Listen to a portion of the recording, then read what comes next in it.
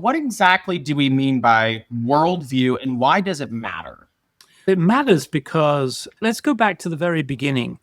Everything you do, everything you say, every reaction you have, etc., starts between your two ears. Doesn't matter what is going on.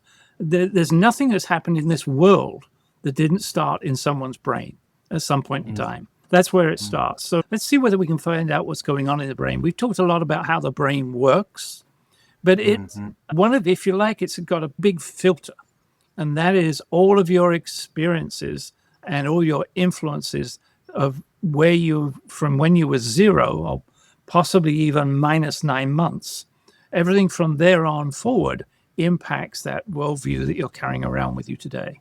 And so if we can find out what they are, we've talked a lot about the non-conscious brain.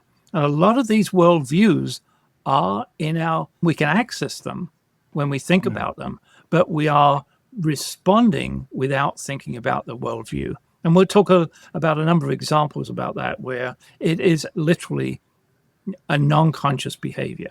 Once it becomes conscious, you can go, oh, is that useful to me now? And so we're going to pull some of those things out.